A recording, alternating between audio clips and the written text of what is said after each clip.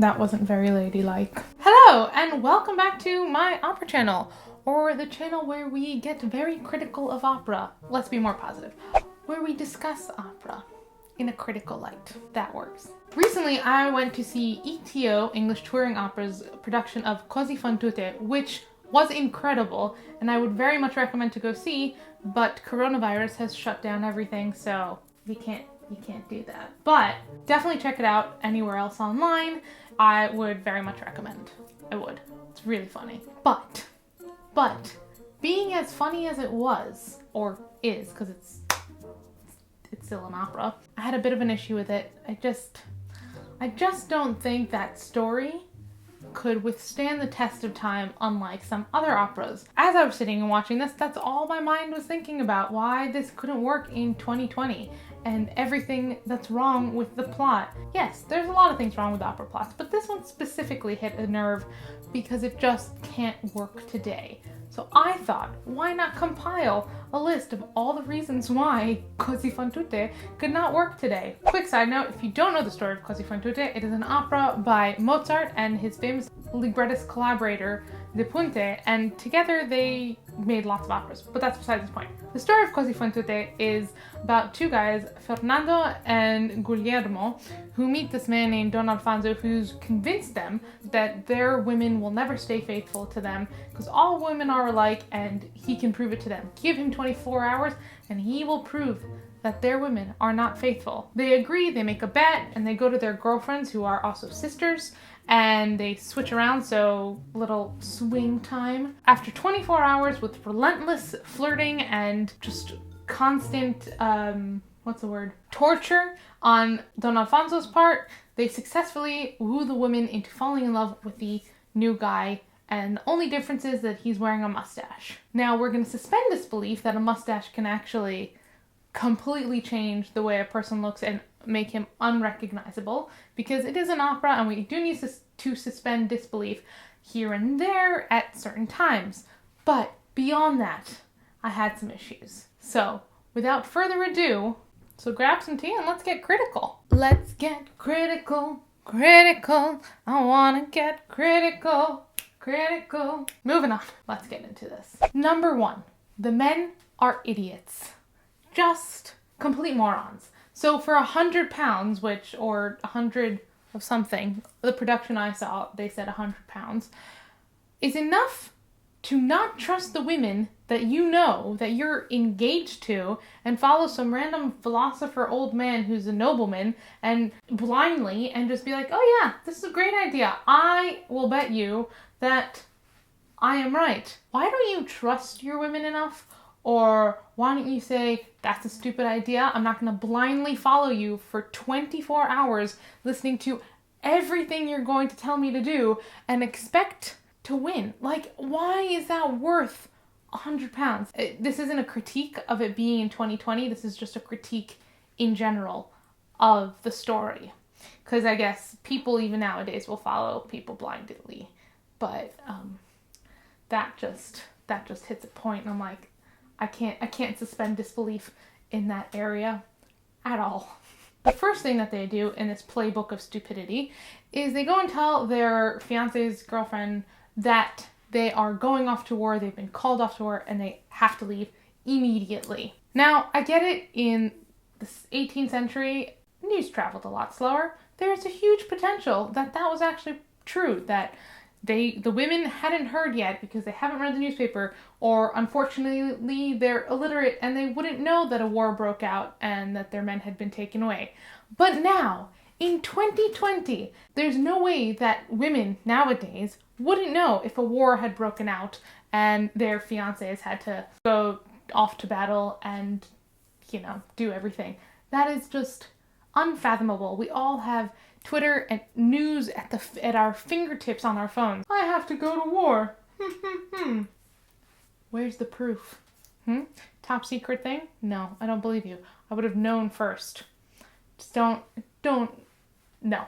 Okay, so furthermore to that point, at number 3 is that if they did go off to war or had to leave, the women would be on Instagram and Twitter and Facebook and TikTok and whatever, completely stalking them to find out what's going on. Where are they? How have they been? Why are they not answering my text messages? Why are they ghosting me? It wouldn't be, 24 hours and, no worries. Once again, we get information a lot faster these days. We need that information. We need to know everything. And it's also, don't give me that thing where you're going to say, I don't check. I don't do that. I'm above cyber stalking of my partner. None of us are above that, okay? You can say what you want.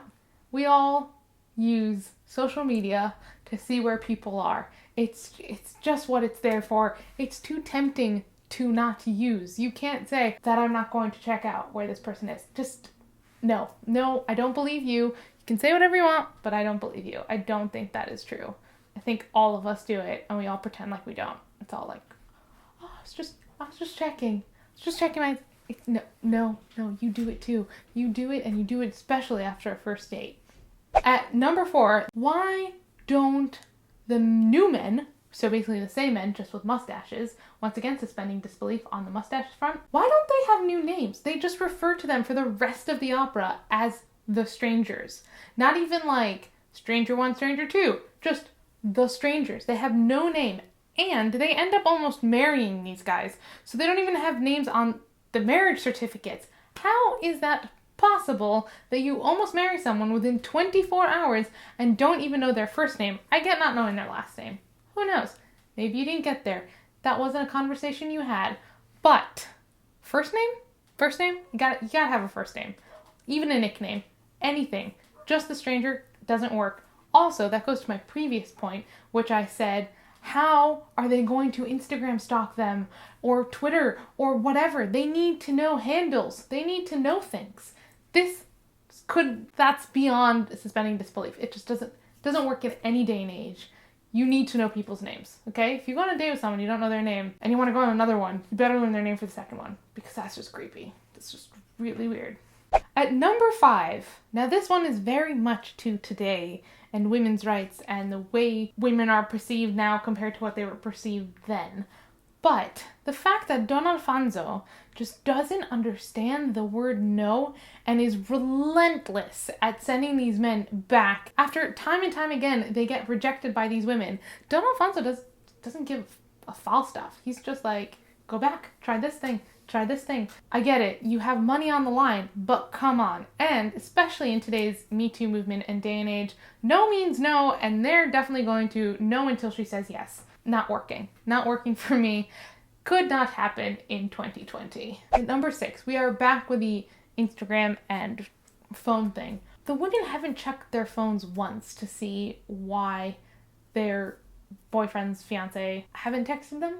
Once again, wouldn't happen today. We have too many open forms of communication. 24 hours just has a completely different meaning in 2020. I mean, I guess a day is still a day, and it's still not enough time to want to marry someone, but at the same time, why they're just not checking their phones. They're not reaching out. They're not trying to find out where these men are and why they're not answering them. Now, at number 7, this one I don't think could have happened neither back then nor now, but in general. As they're about to officiate this wedding between the mustache men and the sisters, battle horn comes on and the men are whisked away and brought back in 2 seconds later as the original guys, Fernando and Guillermo.